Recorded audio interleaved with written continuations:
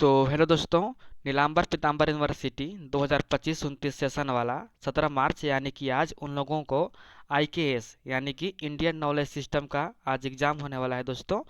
तो मैं आप लोगों के लिए एक बहुत ही महत्वपूर्ण वीडियो लेकर आया हूँ। इस वीडियो में मैं 200 प्लस क्वेश्चन कराऊंगा। ये वीडियो जो है दो पार्ट में बनने वाला है। एक पार्ट में मैं 100 क्वेश्चन कराऊंगा और दूसरा जो पार्ट आएगा उसमें 100 प्लस क्वेश्चन करा दूंगा, यानी कि 200 प्लस क्वेश्चन हो जाएगा। और आप लोगों का जो एग्ज़ाम होगा वो 50 मार्क्स का एग्ज़ाम होगा, ठीक है। एमसीक्यू एग्ज़ाम होगा, यानी कि ऑब्जेक्टिव क्वेश्चन आएगा। आप लोगों को OMR सीट मिलेगा, आप लोगों को वहाँ से रंगना है, ठीक है दोस्तों। तो आप लोगों का 50 मार्क्स का एग्ज़ाम होगा। और यह वीडियो आप लोग देख लेते हैं। मैं जो दो पार्ट बनाऊंगा, अभी इस एक पार्ट में 100 क्वेश्चन कराऊंगा और दूसरा पार्ट में 100 प्लस क्वेश्चन कराऊंगा, यानी कि आप लोग दोनों वीडियो को देख लेते हैं तो आप लोगों का 50 मार्क्स जो है वो कहीं नहीं जाने वाला है, ठीक है। तो आप लोग इंडियन नॉलेज सिस्टम के लिए बस इतना क्वेश्चन कर लीजिए, 200 प्लस बस एक बार देख लीजिए आप लोग। मैं यकीन के साथ कहता हूँ कि आप लोगों को जो 50 है, 50 में 45 प्लस सबका आने वाला है, ठीक है। नहीं भी पढ़े हैं कोई बात नहीं, आप इस वीडियो को देख लीजिए अंत तक, आप लोगों को काफ़ी अच्छा तैयारी होने वाला है, ठीक है। तो चलिए शुरू करते हैं। पहला क्वेश्चन यहाँ पर है कि आईकेएस का अर्थ क्या है, यानी कि आईकेएस का फुल फॉर्म पूछ रहा है। तो इंडियन नॉलेज सिस्टम इंग्लिश में हो जाएगा और हिंदी में भारतीय ज्ञान प्रणाली, ठीक है। क्वेश्चन नंबर 2 है कि मैं शॉर्ट शॉर्ट में कराऊंगा, आप लोग को ज़्यादा समय नहीं लूँगा क्योंकि आज आप लोगों का एग्जाम है, ठीक है। क्वेश्चन नंबर 2 है कि निम्नलिखित में से कौन आईकेएस को सबसे अच्छी तरह परिभाषित करता है। तो इसका आंसर है भारत में विकसित ज्ञान, जिसमें दर्शन, यहाँ पर क्या है, दर्शन, विज्ञान और संस्कृति शामिल है, ठीक है। क्वेश्चन नंबर 3 है कि आईकेएस का प्राथमिक उद्देश्य क्या है। तो पारंपरिक ज्ञान को आधुनिक विज्ञान के साथ एकीकृत करना आईकेएस का प्रारंभिक उद्देश्य है, ठीक है दोस्तों। मैं यह जो क्वेश्चन करा रहा हूँ, इस क्वेश्चन कराने के बाद मैं आप लोगों का क्वेश्चन पेपर भी देने वाला हूँ। जो मफाडान जो ऑटोनोमस कॉलेज है, संत जेवियर कॉलेज, वहाँ पर एग्जाम हुआ है। तो मैं आप लोगों को लाइव प्रूफ दिखाने वाला हूँ कि जो मैं क्वेश्चन करा रहा हूँ वहाँ से एक भी क्वेश्चन बाहर नहीं आने वाला है। यकीन नहीं है तो मैं उस क्वेश्चन को भी अपलोड कर दूंगा, बस आप लोग चैनल को सब्सक्राइब कर लीजिएगा, ठीक है। चलिए पहले क्वेश्चन सॉल्व करते हैं, फिर क्वेश्चन पेपर मैं आप लोगों को दे दूंगा, ठीक है। क्वेश्चन नंबर 4 है कि इनमें से कौन आईकेएस का घटक नहीं माना जाता है। तो क्वांटम भौतिकी जो है वो आईकेएस का यहाँ पर घटक नहीं है, ठीक है। क्वेश्चन नंबर 5 है कि किसी प्राचीन भारतीय ग्रंथ को ज्ञान प्रणालियों को आधार माना जाता है। तो वेद को, ठीक है। क्वेश्चन नंबर 6 है कि आईकेएस के दायरे में क्या क्या शामिल है। तो दर्शन शास्त्र शामिल है, विज्ञान और प्रौद्योगिकी, कला और साहित्य। आप लोग थोड़ा हैंड राइटिंग मेंटेन कीजिएगा, ठीक है। आप लोग यहाँ पर थोड़ा सा, मेरा हैंड राइटिंग खराब है, इस कारण से आप लोगों को अच्छा नहीं पढ़ने पा रहे होंगे, तो थोड़ा आप लोग यहाँ पर कॉम्प्रोमाइज़ कीजिएगा, ठीक है। क्वेश्चन नंबर 7 है कि आईकेएस का मुख्य उद्देश्य क्या है। तो ज्ञान सृजन और संरक्षण। आईकेएस का जो मुख्य उद्देश्य है वो ज्ञान सृजन और संरक्षण है, ठीक है। क्वेश्चन नंबर यहाँ पर 8 है कि आईकेएस के अंतर्गत कौन सी भारतीय प्रणाली चिकित्सा पर केंद्रित है। तो चिकित्सा पर कौन केंद्रित है। तो आयुर्वेद, ठीक है। पूछेगा कि आईकेएस का कौन सा जो प्रणाली है वो चिकित्सा पर केंद्रित है। तो आयुर्वेद। क्वेश्चन नंबर 9 है कि आईकेएस के अंतर्गत कौन सी प्रथा मानसिक और यहाँ पर क्या है, शारीरिक स्वास्थ्य से जुड़ी हुई है। तो योगा, जो योगा आप लोग करते हैं वो किसके लिए करते हैं, मानसिक और शारीरिक स्वास्थ्य के लिए, ठीक है। क्वेश्चन नंबर 10 है कि आईकेएस में निम्नलिखित के बारे में ज्ञान शामिल है। यानी कि आईकेएस में किसके बारे में ज्ञान शामिल है। तो कृषि के बारे में भी है, वास्तुकला के बारे में भी है और खगोल विज्ञान के बारे में भी है। यानी कि इन तीनों के बारे में आईकेएस में यहाँ पर क्या है, तो यहाँ पर ज्ञान शामिल है, ठीक है। क्वेश्चन नंबर 11 है कि वेद शब्द का शाब्दिक अर्थ क्या होता है। तो जो वेद होता है, वेद का मतलब होता है ज्ञान, नॉलेज, ठीक है। क्वेश्चन नंबर 12 है कि कौन सा वेद मुख्य रूप से स्तुतियों से संबंधित है और सबसे प्राचीन है। तो जो ऋग्वेद है वो सबसे प्राचीन वेद है, ठीक है। क्वेश्चन नंबर 13 है कि सामवेद मुख्य रूप से किससे संबंधित है। तो सामवेद जो है वो मधुर मंत्र से है। किससे है। तो मधुर मंत्र से है। और सबसे प्राचीन वेद कौन सा है। तो ऋग्वेद है। दोनों को याद कर लीजिएगा। और मधुर मंत्र वेद कौन सा है। तो सामवेद, ठीक है। क्वेश्चन नंबर 14 है कि किस वेद में दैनिक जीवन और उपचार पद्धतियों से संबंधित स्तुतियां हैं। तो अथर्ववेद में जो दैनिक जीवन है और उपचार जो है उससे संबंधित है अथर्ववेद में, ठीक है। क्वेश्चन नंबर 15 है कि वेदों के दार्शनिक भाग को क्या कहा जाता है। तो उपनिषद कहा जाता है। जो वेद का जो दार्शनिक भाग रहता है उसको उपनिषद कहते हैं, ठीक है। क्वेश्चन नंबर 16 है कि पारंपरिक रूप से कितने प्रमुख उपनिषदों को मान्यता प्राप्त है। तो 108 जो यहाँ पर उपनिषद है उसको मान्यता प्राप्त है। ऐसे ही पूछ सकता है कि कुल कितने उपनिषद है, तो आप लोग मार दीजिएगा 108। ठीक है। क्वेश्चन नंबर 17 है कि उपनिषद का मुख्य विषय क्या है, तो क्या है, ब्रह्मा और आत्मा का ज्ञान। उपनिषद का जो मुख्य विषय है वो ब्रह्मा और आत्मा का ज्ञान शामिल है। ठीक है।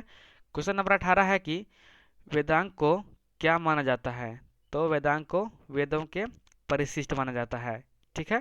क्वेश्चन नंबर 19 है कि कितने वेदांग हैं, तो टोटल 6 वेदांग है। ठीक है। क्वेश्चन नंबर 20 है कि कौन सा वेदांग उच्चारण और ध्वन्यात्मकता से संबंधित है, तो जो शिक्षा है, जो वेदांग वो उच्चारण और ध्वन्यात्मकता से संबंधित है। ठीक है। क्वेश्चन नंबर यहाँ पर 21 है कि कल्प वेदांग क्या से संबंधित है, तो अनुष्ठान नियम से। ठीक है। क्या से संबंधित है, तो अनुष्ठान नियम से। क्वेश्चन नंबर 22 है कि व्याकरण से संबंधित वेदांग है, तो व्याकरण से संबंधित वेदांग कौन सा है, व्याकरण है। एक व्याकरण भी वेदांग है, एक शिक्षा वेदांग है। ठीक है। क्वेश्चन नंबर 23 है कि निरुवत वेदांग क्या है, यहाँ पर सुनिश्चित करता है, क्या सुनिश्चित करता है, तो शब्दकोश और व्युत्पत्ति। जो निरुक्त वेदांग है, निरुक्त वेदांग वो शब्दकोश और व्युत्पत्ति यहाँ पर सुनिश्चित करता है। ठीक है। क्वेश्चन नंबर 24 है कि ज्योतिष वेदांग मुख्य रूप से निम्न में से संबंधित है, तो ज्योतिष जो वेदांग है किससे संबंधित है, तो खगोल विज्ञान और ज्योतिष से। आप लोग ज्योतिष से ज्योतिष मार दीजिएगा। ठीक है। क्वेश्चन नंबर यहाँ पर 25 है कि छंद वेदांग अध्ययन करता है, तो वैदिक छंद अध्ययन करता है। जो छंद वेदांग है वो वैदिक छंद अध्ययन करता है। ठीक है दोस्तों, मैं यहाँ पर एक आंसर लिख दिया हूँ, जो राइट आंसर है उसको लिख दिया हूँ। आप लोगों का ऐसा नहीं रहेगा, यहाँ पर पहले क्वेश्चन रहेगा, फिर ऑप्शन ए रहेगा, फिर ऑप्शन बी रहेगा, फिर ऑप्शन सी रहेगा और ऑप्शन डी रहेगा। ठीक है। यानी कि आप लोगों को 4 ठो ऑप्शन देने वाला दिया रहेगा, आप लोगों को छांट के लिखना है। तो आप लोग इसको अच्छे से कर लीजिएगा, मैं यहाँ पर आंसर बता दे रहा हूँ खाली। चलिए आगे चलते हैं। क्वेश्चन नंबर 26 है कि अरितक क्या है, आस्तिक दर्शन शब्द का अर्थ है, तो क्या है, वैदिक अधिकार को स्वीकार करने वाले संप्रदाय। जो अरितक जो है, जो आस्तिक बोलते हैं, आस्तिक या नास्तिक बोलते हैं, और आस्तिक, तो आस्तिक किसे बोलते हैं, तो जो स्वीकार करता है, जो वैदिक अधिकार को स्वीकार करता है उसको आस्तिक बोलते हैं, और जो स्वीकार नहीं करता है उसको नास्तिक बोलते हैं। ठीक है। क्वेश्चन नंबर 27 है कि निम्नलिखित में से कौन आस्तिक संप्रदाय नहीं है, तो चारवाक जो है वो आस्तिक संप्रदाय नहीं है। ठीक है। जो चारवाक लोग हैं वो नास्तिक हैं। ठीक है। क्वेश्चन नंबर 28 है कि कितने आस्तिक यानी कि रूढ़िवादी दार्शनिक संप्रदाय हैं, तो टोटल 6 जो हैं वो आस्तिक हैं। क्वेश्चन नंबर 29 है कि न्याय संप्रदाय मुख्यतः किससे संबंधित है, तो तर्क और ज्ञान मीमांसा से। जो न्याय संप्रदाय है वो तर्क और ज्ञान मीमांसा से संबंधित है। ठीक है। क्वेश्चन नंबर 30 है कि कौन सा आस्तिक संप्रदाय ध्यान और आत्मा अनुष्ठान का है, अनुशासन पर बल देता है। ठीक है। क्या यहाँ पर अनुशासन पर बल देता है, तो योग। जो योग है वो, जो संप्रदाय है, आस्तिक संप्रदाय है, वो आत्मा और यहाँ पर अनुशासन पर बल देता है। ठीक है। क्वेश्चन नंबर 31 है कि वेदांत संप्रदाय किस पर आधारित है, तो उपनिषद पर। जो वेदांत है वो उपनिषद पर आधारित है। ठीक है। क्वेश्चन नंबर 32 है कि पूर्व मीमांसा मुख्यतः किस पर केंद्रित है, तो कर्म और कर्मकांड पर। ठीक है। क्वेश्चन नंबर 33 है कि क्या है, दर्शन की विशेषता क्या है, तो दर्शन की पुरुष और प्रकृति का यहाँ अद्वैतवाद। जो का है, जो यहाँ पर दर्शन है, दर्शन की क्या विशेषता है, तो पुरुष और प्रकृति का द्वैतवाद। ठीक है। क्वेश्चन नंबर 34 है कि यहाँ पर क्या है, लास्तिक दर्शन क्या है, तो लास्तिक दर्शन वेदों को अधिकार करने वाला। ठीक है। सॉरी, जो वेद है वेद को अस्वीकार करने वाला यहाँ पर आस्तिक दर्शन है। ठीक है। यहाँ पर आस्तिक है। क्वेश्चन नंबर 35 है कि निम्नलिखित में कौन नास्तिक दर्शन है, तो जैन धर्म जो है और नास्तिक धर्म है, उन लोग पर भगवान को नहीं मानते हैं। ठीक है। क्वेश्चन नंबर 36 है कि बौद्ध धर्म को नास्तिक माना जाता है क्योंकि यह, क्यों माना जाता है कि यह यहाँ पर वैश्विक, तो सॉरी, यहाँ पर वैदिक अधिकार को स्वीकार नहीं करता है, अस्वीकार करता है। जो बौद्ध धर्म है और जैन धर्म जो है वो नास्तिक धर्म है। ठीक है। आगे चलते हैं। क्वेश्चन नंबर 37 है कि यहाँ पर क्या है, चारवाक दर्शन किस पर आधारित है, तो भौतिकवाद और प्रत्यक्षवाद पर। ठीक है। क्वेश्चन नंबर 38 है कि जैन दर्शन इस पर बल देता है, किस पर बल देता है, तो अहिंसा और तप पर। जो जैन दर्शन है वो अहिंसा और तप पर बल देता है। ठीक है। क्वेश्चन नंबर 39 है कि वेद उपनिषद वेदांग और दर्शन धाराओं को अपने केंद्रीय विचार है। तो अपने वाला केंद्रीय विचार कौन सा है? तो भारतीय ज्ञान प्रणाली का दार्शनिक आधार। ठीक है। क्वेश्चन नंबर 39 है कि आईकेएस का अंत विषयक दृष्टिकोण पर जोर देती है, क्योंकि क्यों देती है? तो यह ज्ञान के कई क्षेत्रों को एकीकृत करती है। ठीक है। अगला क्वेश्चन है कि निम्नलिखित में कौन सा आईकेएस की अंत विषयक पर क्या है प्रकृति को सबसे अच्छी तरह से दर्शाता है? तो आयुर्वेद हो गया, चिकित्सा हो गया, दर्शन, पर्यावरण को साथ जोड़ती है। ठीक है। अगला क्वेश्चन है कि आईकेएस के असमानता की अवधारणा का तात्पर्य है? तो शरीर, मन और आत्मा का एकीकरण। क्वेश्चन नंबर 43 है कि वास्तुशास्त्र एक अंत विषयक क्षेत्र का प्रतिनिधित्व करता है, जिसमें शामिल क्या है? तो वास्तुकला है, खगोल विज्ञान और पर्यावरण विज्ञान। ठीक है। यदि आप लोगों का यह पीडीएफ चाहिए तो आप लोग कमेंट कीजिएगा, मैं पीडीएफ भेज दूंगा। ठीक है। अगला क्वेश्चन है कि कौन सा प्राचीन भारतीय ग्रंथ खगोल विज्ञान, गणित और दर्शन के मिश्रण वाले अंत विषयक दृष्टिकोण का एक उदाहरण है? तो यहाँ आर्यभट्ट जो है वो क्या है? वो जो भारतीय ग्रंथ है, खगोल विज्ञान, गणित है और दर्शन है। ये क्वेश्चन भी आई है, आएगा, आप लोग इसको याद कर लीजिएगा अच्छे से। ठीक है। आर्यभट्ट हो जाएगा। अगला क्वेश्चन है कि नाट्य शास्त्र का एक अंत विषय ग्रंथ है, क्योंकि यह एकीकृत करता है। क्या एकीकृत करता है? तो कला, संगीत, नृत्य पर क्या है? मनोविज्ञान और सौंदर्य शास्त्र। जो नाट्य शास्त्र है वो ये सभी को एकीकृत करता है। कला हो गया, संगीत हो गया, नृत्य हो गया। ठीक है। चलिए आगे चलते हैं। अगला क्वेश्चन है कि आयुर्वेद निम्नलिखित के संयोजन के माध्यम से अंत विषयक शिक्षा को प्रदर्शित करता है? तो जीव विज्ञान, नैतिक, पर्यावरण। ठीक है। अगला क्वेश्चन है कि निम्नलिखित में से कौन कृषि में आईकेएस को दर्शाता है? तो क्या हो जाएगा? पवित्र उपवन और पारंपरिक सिंचाई विधियाँ। अगला क्वेश्चन है कि भारतीय योग प्रणाली को अंत विषयक माना जा सकता है, क्योंकि यह जोड़ती है, क्या जोड़ती है? तो शारीरिक व्यायाम, दर्शन और मनोविज्ञान को। ठीक है। क्वेश्चन नंबर 49 है कि आईकेएस में अंत विषयक अनुसंधान को बढ़ावा देता है? तो सतत विकास और क्या हो जाएगा? समग्र पर समक्ष हो जाएगा। ठीक है। अगला क्वेश्चन है कि किस भारतीय विद्वान के कार्य में भाषा, विज्ञान, दर्शन और तर्कशास्त्र को जोड़ा? तो पनिनी जो है, पनिनी का बुक है जिसका नाम है अष्टाध्यायी, इसको भी याद कर लीजिएगा। अष्टाध्यायी नाम है, भी पूछ सकता है कि पनिनी का बुक कौन है? तो अष्टाध्यायी है। तो ये जो भारतीय विद्वान है पनिनी, इनके ही जो विद्वान थे उन्होंने ही विज्ञान, दर्शन और तर्क को जोड़ा एक साथ। ठीक है। अगला क्वेश्चन है कि अर्थशास्त्र निम्नलिखित विषयों को मिलाकर एक अंत विषयक प्राकृतिक प्रदर्शित करता है? तो राजनीतिक अर्थशास्त्र, नीति शास्त्र और सैन्य विज्ञान। ठीक है। अगला क्वेश्चन है कि आईकेएस में खगोल विज्ञान का गहरा संबंध निम्नलिखित में से था? तो अनुष्ठान, पंचांग निर्माण और कृषि। अगला क्वेश्चन है कि कौन सी भारतीय गणितीय अवधारणा वैश्विक प्रभाव वाले अंत विषयक नवाचार का एक उदाहरण है? तो जो शून्य की अवधारणा है, ठीक है, कॉन्सेप्ट जीरो हो जाएगा। ठीक है। अगला क्वेश्चन है कि आयुर्वेद की पंच महाभूति की अवधारणा अंत विषयक है, क्योंकि यह जोड़ती है, क्या जोड़ती है? तो स्वास्थ्य, पर्यावरण और पर आहार के साथ पंच तत्व। ठीक है।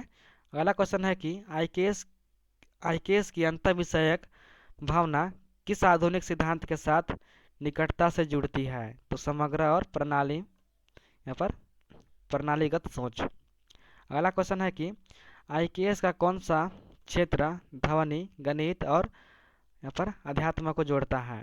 तो संगीत, जो भारतीय संगीत है वो जोड़ता है। ठीक है। अगला क्वेश्चन है कि आईकेएस में धर्म की अवधारणा अंत विषयक है, क्योंकि यह शामिल है? तो नैतिक कानून, यहाँ पर क्या हो जाएगा? सामाजिक व्यवस्था और अध्यात्म। अगला क्वेश्चन है कि भारत में कौन सी पारंपरिक पद्धति स्वास्थ्य के लिए चिकित्सा, आहार और जीवन शैली को एकीकृत करती है? तो आयुर्वेद हो जाएगा। अगला क्वेश्चन है कि आईकेएस के अंत विषयक शिक्षण प्रोत्साहित करता है? तो विषयों में व्यापक समावेश पर कहा जाएगा समावेश। क्वेश्चन नंबर 60 है कि कौन सा भारतीय दार्शनिक स्कूल तत्वमीमांसा, तर्कशास्त्र और ज्ञान मीमांसा को एकीकृत करती है? तो न्याय जस्टिस हो जाएगा। ठीक है, यहाँ पर दोस्तों, यहाँ पर जो क्वेश्चन है वो 61 से 63 जो क्वेश्चन है वो छूट गया है, तो आप लोग इसको छोड़ दीजिए, कोई बात नहीं। क्वेश्चन 3 से छूट जाएगा तो कोई दिक्कत नहीं है। चलिए आगे चलते हैं। क्वेश्चन नंबर 64 है कि किस उपनिषद में तत्व, त्वम, असि, तू ही, वह यानी कि अवधारणा निहित है? यानी कि किस उपनिषद में जो तत्व, त्वम, असि जो है संस्कृत का शब्द है, यह किस में है? तो हदोग्य उपनिषद में। ठीक है, अगला क्वेश्चन है कि चरक संहिता का मुख्यतः किससे संबंधित है? तो चरक संहिता जो है वो आयुर्वेद है, और सुश्रुत संहिता बोलेगा तो क्या है? शल्य चिकित्सा। ठीक है, दोनों याद कर लीजिएगा, दोनों में से कोई एक पूछेगा कि चरक संहिता किसका है, तो आज चरक संहिता मतलब किसके बारे में है? तो आयुर्वेद के बारे में। और सुश्रुत संहिता किसके बारे में है? तो सुश्रुत संहिता वो किसके बारे में है? तो चिकित्सा के बारे में। ठीक है, अगला क्वेश्चन यहाँ पर है कि पनिनी का अष्टाध्यायी निम्नलिखित का एक महत्वपूर्ण स्रोत है? तो व्याकरण और भाषा विज्ञान का जो पनिनी का अष्टाध्यायी जो बुक है, अभी मैंने आप लोगों को बताया किसके बारे में है? तो व्याकरण और भाषा विज्ञान के बारे में। अगला क्वेश्चन है कि पुराण मुख्यतः निम्नलिखित के स्रोत हैं? तो ऐतिहासिक और धार्मिक, यहाँ पर क्या है?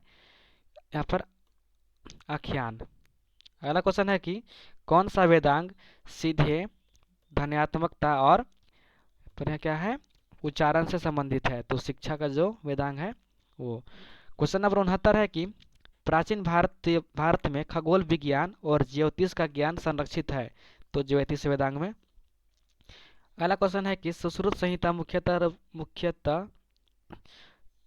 रूप से ज्ञान का स्रोत है? तभी मैंने बताया सर्जरी, शल्य चिकित्सा हो जाएगा। जो सुश्रुत संहिता है वो सर्जरी यानी कि शल्य चिकित्सा, और जो यहाँ पर चरक संहिता है वो आयुर्वेद पर। ठीक है, अगला क्वेश्चन है कि किस प्राचीन ग्रंथ को भारतीय वास्तुकला ज्ञान का प्राथमिक स्रोत माना जाता है? तो वास्तुशास्त्र जो कला है।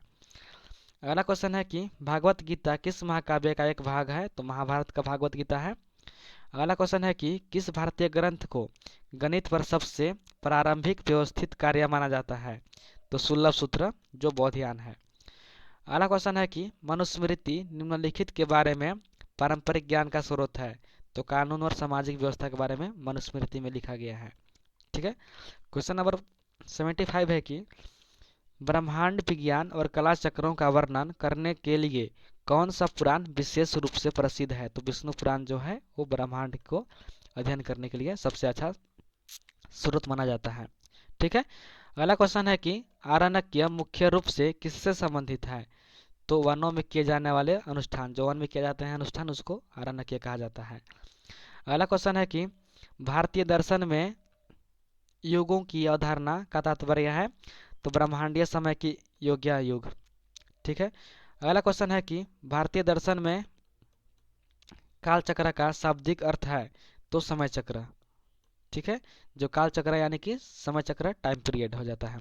ठीक है, अगला क्वेश्चन है कि ब्रह्मांड के चक्रीय निर्माण और विलय के विचार को क्या कहा जाता है? तो प्रलय कहा जाता है। अगला क्वेश्चन है कि भारतीय दृष्टिकोण ब्रह्मांड को इस रूप में देखता है, कैसे देखता है? तो परस्पर संबंध और समग्र। अगला क्वेश्चन है कि भारतीय ब्रह्मांड विज्ञान के अनुसार महायुग में क्या है? रघु महायुग में समली है? तो 4 युग में। ठीक है, कौन कौन 4 युग? तो आप लोग कमेंट करके बताइएगा कि 4 युग कौन कौन सा है। ठीक है, अगला क्वेश्चन है कि किस भारतीय ग्रंथ के समय चक्र और ब्रह्मांड विज्ञान पर विस्तृत चर्चा है? तो पुराण पर। ठीक है, अगला क्वेश्चन है कि कौन सा दर्शन अद्वैतवाद पर बल देता है, जो वैश्विक एकता के विचार को प्रभावित करता है? तो वेदांग हो जाएगा। ठीक है, अगला क्वेश्चन है कि सुलभ सूत्र मुख्यतः किस वैदिक ग्रंथ से संबंधित है? तो सुलभ सूत्र जो है वो यजुर्वेद से संबंधित है। ठीक है, कौन से?